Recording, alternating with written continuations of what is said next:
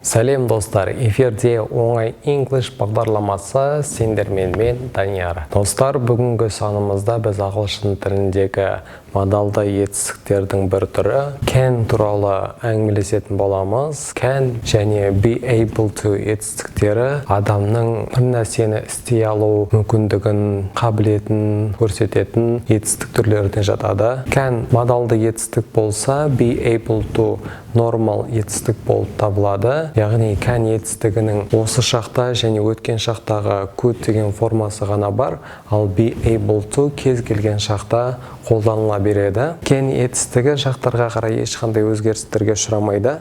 Мысалға, I can drive a car, мен машина айдай аламын. Can көмекші етістігі, drive негізгі етістігі. You can drive a car, сен машина айдай аласың. Көріп тұрғандарыңызда ешқандай өзгеріс орын алған жоқ. He немесе she can drive a car. We, you, they can drive a car деп ешқандай өзгеріссіз қала береді. Be able to етістігі жақтарға қарай өзгеріске ұшырайды. Мысалға, бірінші шақта am, үшінші шақта is, екінші шақта are қолданылуы мүмкін. Өткен шақта да тура сондай бірқатар өзгерістер орын алады. Can және be able to етістіктері сөйлемнің түрлеріне қарай қандай өзгерістерге ұшырайды. Болымды сөйлемді қарастырайық. Ол жас can leap from the rooftop. Ол жас крышадан секіре алады. Ол жас is able to leap from the rooftop. Can көмекші етістігі, leap негізгі етістігі, is able to құрылымы және leap негізгі етістігі. Болымсыз сөйлем жасау үшін біз can көмекші етістігіне not көмекші сөзін қосамыз. Cannot қосылып жазылады. Басқа етістіктердің айырмашылығы сол кезде Madina cannot sing this song. Madina бұл әнді айта алмайды деген сөйлем құрастырылуда. Ал be able to құрылымына қатысты біз to be етістігінен кейін not көмекші сөзін қоямыз. Сонда Madina is not able to sing this song.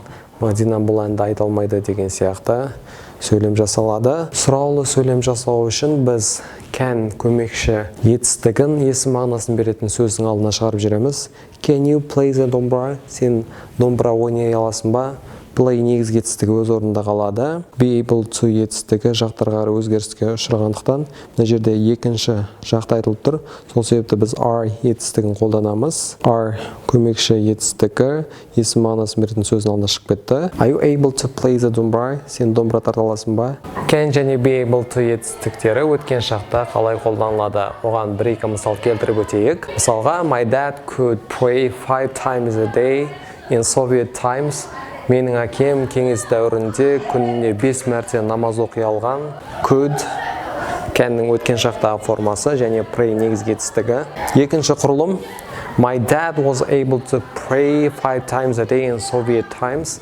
Менің әкем кеңес дәуірінде күніне 5 мәрте намаз оқи алған. Мағынасы тура сондай сөйлем. Was able to құрылымы isдің орнына бұл жерде өткен шақтағы сөйлем болғандықтан was келді және pray негізгі етістігі. Can және be able to көмекші етістіктерінің арасындағы негізгі айырмашылықтарға тоқталып өтсек, be able to құрылымы canге қарағанда more formal, яғни ресми стильде көбірек қолданылады, ал can болса ауыз екі тілде кеңірек тараған. Олардың арасындағы басты айырмашылықты мына сөйлемдерден байқауға болады.